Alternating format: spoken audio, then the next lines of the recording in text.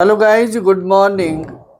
Today we will discuss a poem, The Sun Rising by Johan done. John done के द्वारा एक कविता जो RPSC second grade में prescribe है, इसकी हम बात करेंगे।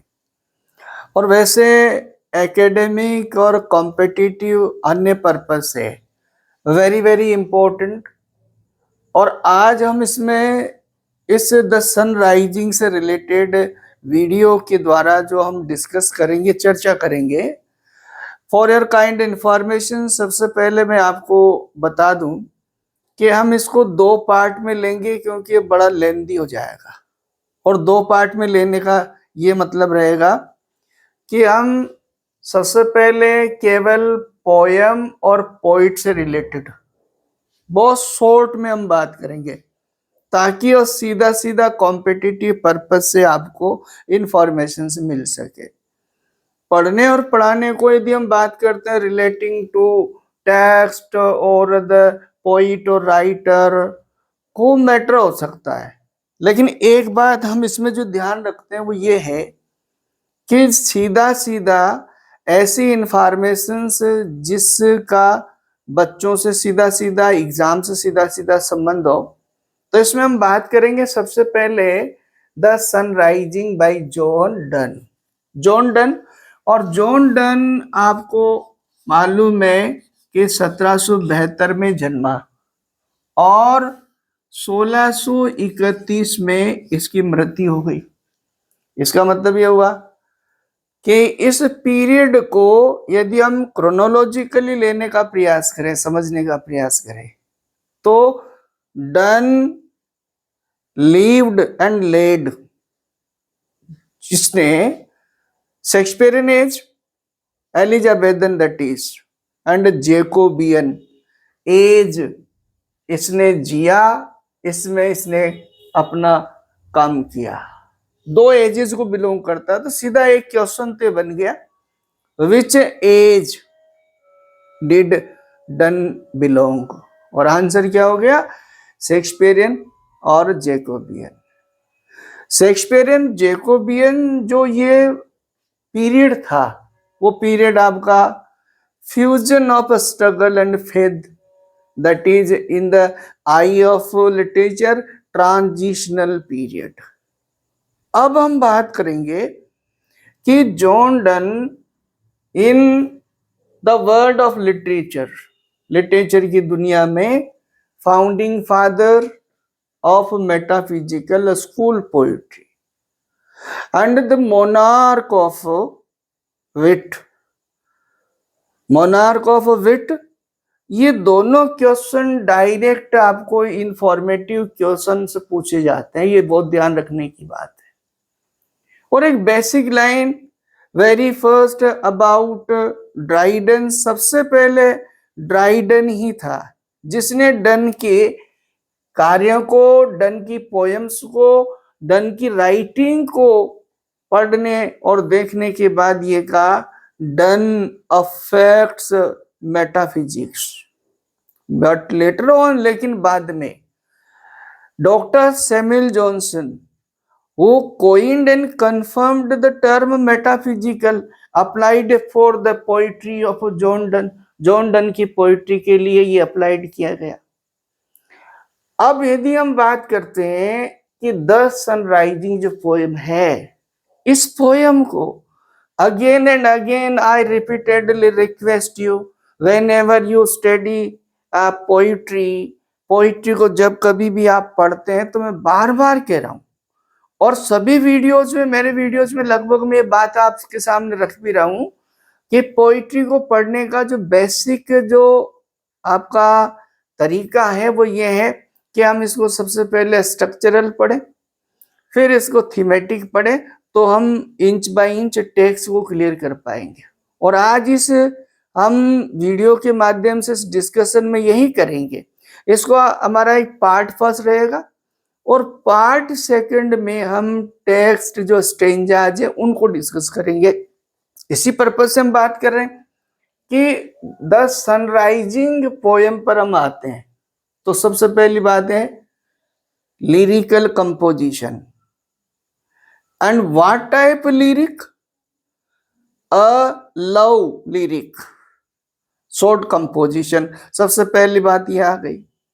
Basically as a student of literature, literature की स्टडी में आइदर नेट सेट और ग्रेड फर्स्ट सेकंड और अदर कॉम्पिटिटिव और एकेडमिक पर्पज, किसी भी तरह के, लेकिन हमें ये याद होगा कि जॉन डन की जो पोइट्री है, जॉन डन की poetry divided into two groups. The whole range of Donne's poetry divided into two groups: secular poems and religious poems. So यहां यदि हम बात कर रहे हैं इसको रिलेटिंग द सनराइजिंग की, तो क्या हमारे पास ये इंफॉर्मेशन है या हमें ये जानना होगा कि द सनराइजिंग जो है ये कब पब्लिश हुआ और ये कब लिखा गया? तो चूंकि सनराइजिंग आपकी songs and sonnets, songs and sonnets anthology collection of Donne's poems, Donne की पोएम में कलेक्ट किया गया। तो ये सारी जो पोएम्स इस कलेक्शन में, वो कितनी 55 पोएम्स, कलेक्शन ऑफ 55 पोएम्स। और ये सारी पोएम्स के लिए ये कहा गया लिखी कब गई? अराउंड 1609 to 11, 1609 से आपका 1611 के मध्य ये पोएम्स लिखी गई, जो कि इसमें एंथोलॉजी में प्रकाशित हुई। आगे जाकर कब ये प्रकाशित हुई? 1633 में, 1633 में। अब एक बात बहुत बढ़िया लॉजिकल समझने की है, यदि हम डन की बात करते हैं तो डन का जन्म 1572 और डन की मृत्यु 1631। और यहां कहा जा रहा है कि एंथोलॉजी सॉन्ग्स एंड सोनेट्स जो है ये फर्स्ट टाइम 1633 में आपकी पब्लिश हुई। There is a logical question, then that means हम यहां एक वर्ड आएगा पोस्टमसली। और पोस्टमसली का क्या मतलब है? Posthumously means after death.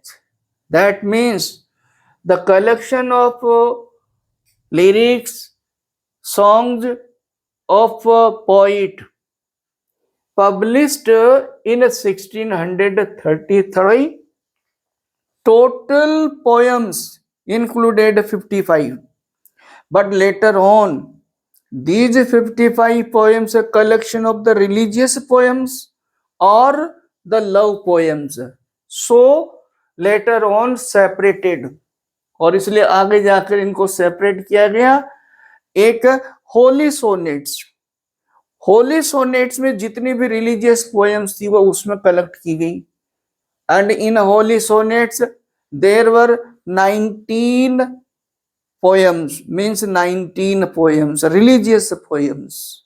और ये songs and sonnets collection of 55 poems, इसमें द सनराइजिंग जो पोयम है उसका 13 नंबर उस कलेक्शन में ये पोयम है। ये इसकी आपकी अराउंड इंफॉर्मेशन।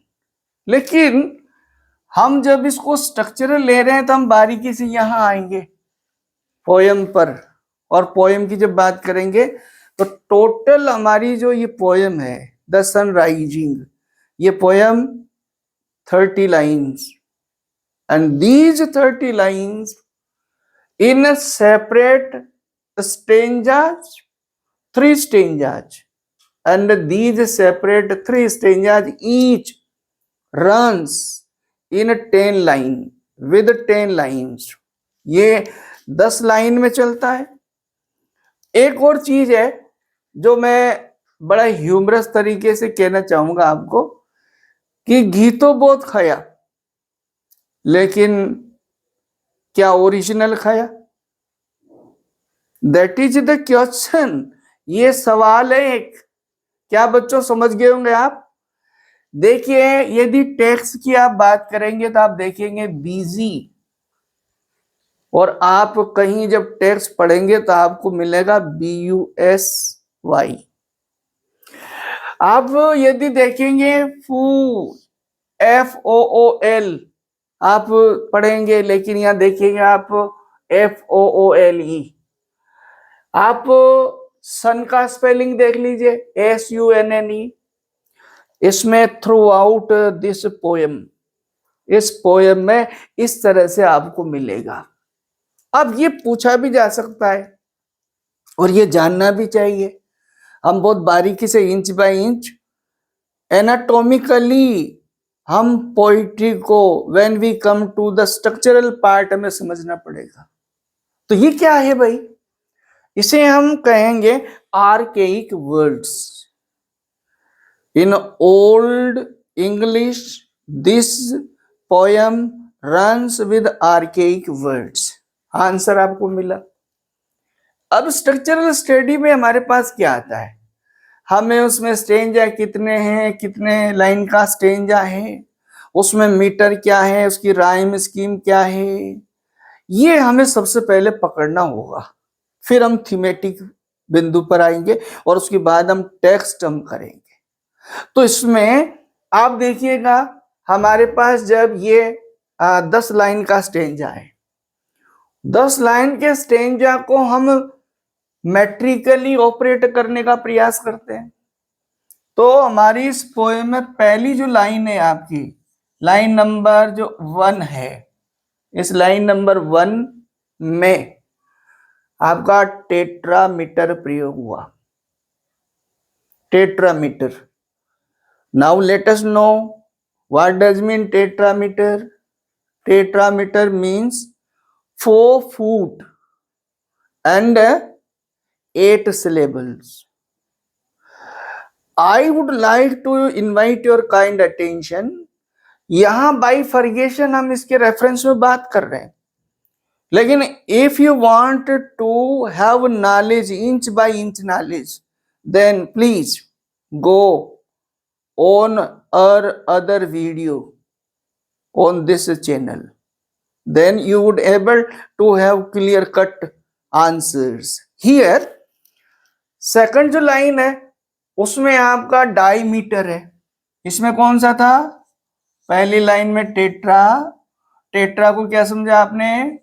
4 फीट और आपका 8 सिलेबल्स। ये आपका पहली लाइन में रन होता है। दूसरी लाइन में आप देखेंगे डायमीटर। डायमीटर आपको समझ में आ रहा है? Diameter means 2 feet and 4 syllable. आप देखिएगा, फीट आपको, सिलेबल आपको लिटरेचर के स्टूडेंट के रूप में आता है, नहीं आता है तो आप समझने का प्रयास करें। यहां हम बहुत शॉर्ट में चल रहे हैं, क्योंकि यदि इनको सारी को यदि इंच बाय इंच लेंगे तो ये बहुत लेंथी हो जाएगा। आप अन्य वीडियो पे जाएंगे। वैसे एक लाइन से हम बता दें, जैसे वाह, डाज, दाऊ और दिस, इसके यदि हम on the basis of pronunciation, you know, syllable, the sound and the minimal part of a word that can't be uttered further called syllable, and the pair of 2 syllable is called foot. तो फिर क्या हुआ? हमारे पास एक जोड़ा ये बन जाता है, एक जोड़ा ये बन जाता है, इसलिए क्या हुआ? डायमीटर। और अगली जो आपकी थर्ड लाइन है, इसमें आपका पेंटामीटर। पेंटामीटर। पेंटामीटर। अब आपका ध्यान चला गया होगा, आपका 5 फीट और आपका 10 सिलेबल्स, ये आपका कहलाएगा पेंटामीटर। लाइन नंबर 4 में आपका पेंटामीटर। लेकिन आपका लाइन नंबर 5 से लाइन नंबर 10 तक यदि हम चलते तो इसमें आपका मीटर मिक्स हो गया। इसमें मिक्स का मतलब है मिक्स इरेगुलर मीटर। अब ये सारी चीजें समझ ली हमने कि इसमें कौन सा है। वहां क्या होगा, पेंटा भी है, टेट्रा भी है और ट्राई मीटर भी है आपकी इन लाइंस में, ट्राई मीटर। तो ये हमने समझने के बाद हम क्या करेंगे, इसकी राइम स्कीम पर आएंगे। इरेगुलर है rhyme scheme, you know, on the basis of last word, a trains of the last word, and to find out rhyme and rhyme scheme. My dears, try to know rhyme and rhyme scheme. These both are differ. Try to understand, इनको समझें कि rhyme तो क्या होगी और rhyme scheme क्या होगा। पहले हम बात करते हैं। हमारे पास पहली लाइन आपकी है कि अनरूली सन, इसका साउंड हम लेंगे सन, है ना, और इसको हमने रेंडमली क्या किया, ए साउंड का सिंबल दे दिया। ओके, यहां हम दूसरी लाइन पर जब आते हैं तो क्या हुआ, दस सान, तो इसको अपने क्या दे दिया, इसको आप बी दे दो, बी साउंड दे दिया। यहां आप देखिएगा, यहां कॉल ऑन आस, फिर क्या हो गया आपका, बी रिपीट हो गया, ये बी आ गया साउंड। फिर क्या हुआ, रन, आपका सन और रन, ये आपका ए वापिस आ गया।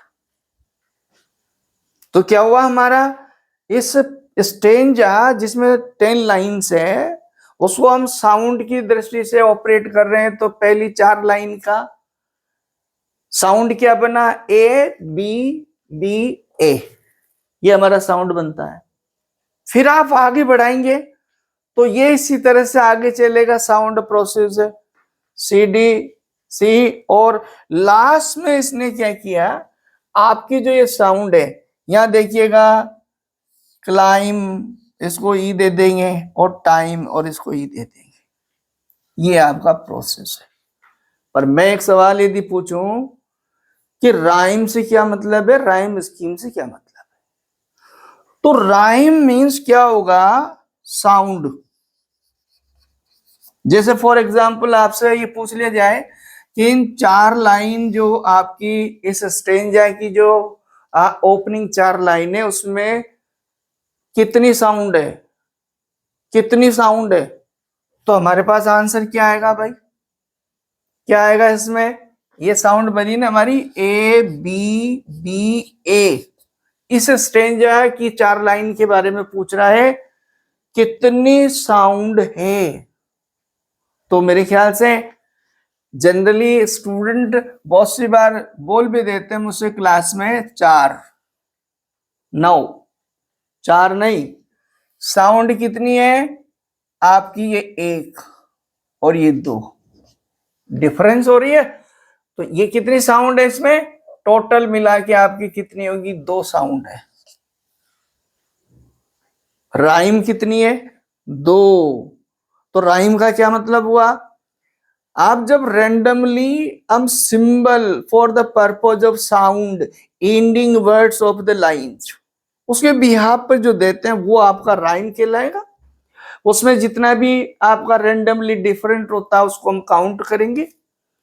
राइम स्कीम का क्या मतलब है, राइम स्कीम का मतलब है in stanzas the arrangement of the sound rhyme, और राइम को जो अरेंज किया जाता है वो आपका राइम स्कीम कहलाया जाता है। जैसे फॉर एग्जाम्पल यदि हम यहां ये कहें कि इस पोयम की ओपनिंग, जो पहला स्टेंजा की ओपनिंग 4 लाइन्स है उसकी राइम स्कीम क्या है, तो हम बोलेंगे A B B A, this is called rhyme scheme.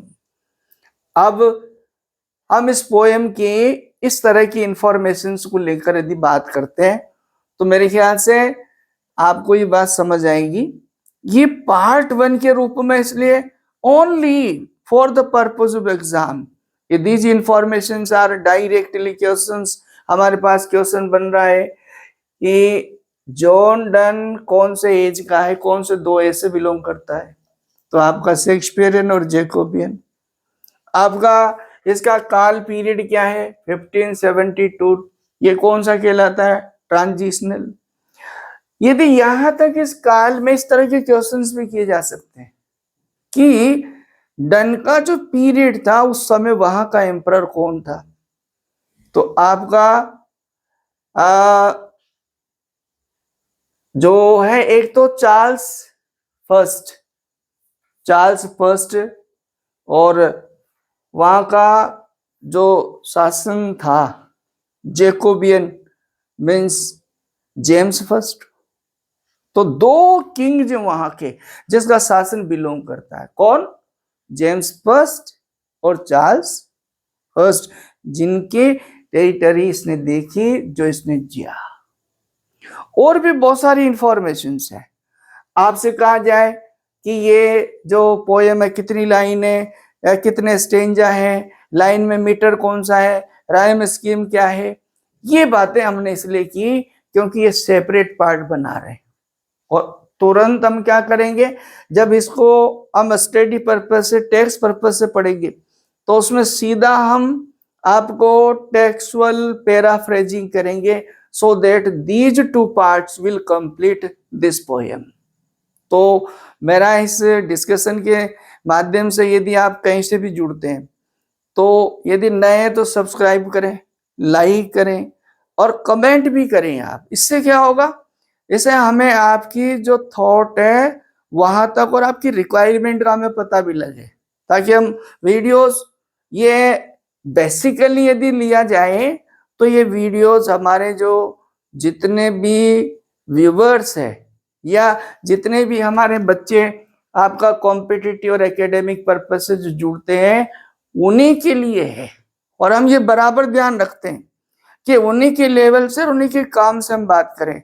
तो मुझे होप है कि आपको ये समझ आया होगा, and I think it will be beneficial. Meet you in next video. Till, thank you.